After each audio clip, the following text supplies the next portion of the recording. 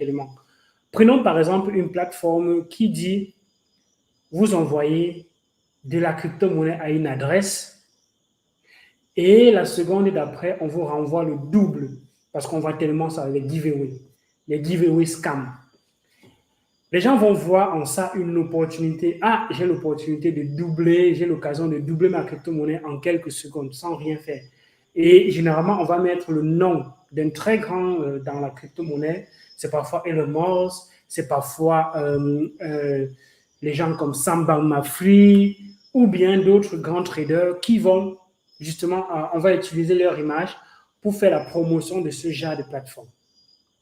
Quand vous allez arriver sur la plateforme, prêtez très attention, faites très attention, il faut être très vigilant. Un ami, un collègue au bureau a perdu un Ethereum comme ça. Un Ethereum, et oui, un Ethereum.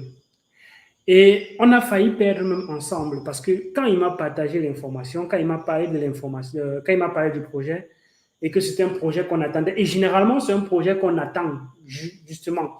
On attend tellement le projet est intéressant, ce qu'ils ont dit est intéressant, on veut participer, les gens vont créer maintenant des scams pour ce projet-là. Imaginez-vous aujourd'hui, je crée un projet, je dis qu'on va mettre un projet sur pied, le projet est assez intéressant, les gens vont donc prendre mon idée, mettre un faux site à côté. Et ce faux site-là, comme les gens veulent participer au projet dont j'ai dit qui est intéressant, ce faux site-là, les gens vont tellement aller dans ce faux site sans savoir que c'est un faux site parce que derrière, ils attendent le projet et ils vont se faire arnaquer. Donc, quand il m'a partagé l'information, il m'envoie l'adresse à laquelle il faut envoyer la crypto-monnaie. Premier réflexe, je vous dis toujours, regardez l'Explorer. Regardez l'Explorer. Quand vous arrivez sur un site, on dit envoyez l'argent à cette adresse et vous allez recevoir le double. Généralement, sur le site, on vous met les transactions qui sont en train d'être faites. On te montre comment tel vient d'envoyer un bitcoin et on lui montre la transaction où il a reçu 2 bitcoins. Tel vient d'envoyer demi-bitcoin, il vient de recevoir un bitcoin. Tel vient d'envoyer ci, ainsi de suite. Vous voyez une liste de transactions s'empiler les unes après les autres. Chaque seconde, il y a au moins une transaction qui se fait et il y a un compteur. Le compteur te dit, OK, tu dois faire la transaction avant telle date. Sinon, ce sera terminé. C'est justement dans les éléments pour te faire avoir peur. Ce sont les éléments pour faire ce qu'on appelle donc le FOMO. Tu vas avoir la peur de rater une opportunité de ta vie. Tu vas dire, hey, mais mon frère, si j'envoie même un bitcoin ici, j'aurai 10. Parce qu'on dit parfois fois 10, on dit parfois fois 5. Tu dis, mais donc si j'envoie seulement $1, j'aurai $5. Si j'envoie $5, j'aurai peut-être $25. Aussi facilement de $5, $500.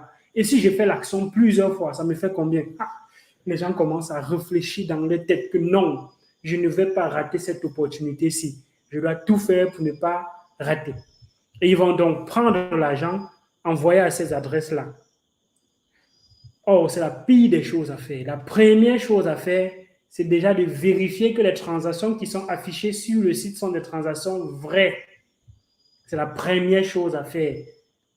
Vous n'avez même pas besoin de lire les informations qu'il y a sur le site. Vous prenez l'adresse à laquelle on vous demande d'envoyer l'argent. Vous allez mettre dans un Explorer. Si on vous demande d'envoyer le Bitcoin et que c'est une adresse Bitcoin, c'est-à-dire une adresse qui commence par 13 ou 16, vous allez donc prendre l'adresse là, ou bien BC, parce qu'on a maintenant les adresses Bitcoin qui commencent avec BC dans les adresses de TIC 8, dont on a introduit en 2017. Donc, vous allez prendre ces adresses-là et aller justement mettre dans un Explorer du Bitcoin. L'Explorer du Bitcoin, il y en a tellement. Il y a Block Info, qui est l'un des plus utilisés. Vous prenez ça, vous partez mettre dans Block Info. Et vous allez voir les transactions qui sont réellement faites dans ce portefeuille. Et très souvent, vous serez surpris. Vous allez voir qu'il n'y a pas de transactions qui sont faites dans le portefeuille là. Pas de transactions. Niet, c'est vide. Ou bien il y a 2-3 personnes qui sont déjà tombées dans le piège, comme vous étiez peut-être prêts à le faire. Il y a peut-être 2-3 adresses des personnes qui ont envoyé ça à l'intérieur. Et voilà, vous allez vous rendre compte que les transactions qui sont affichées sur le site sont fausses. Et dès que vous voyez qu'il y a une information qui est fausse, vous n'envoyez pas de l'argent. Aussi simple que ça. Faites très attention.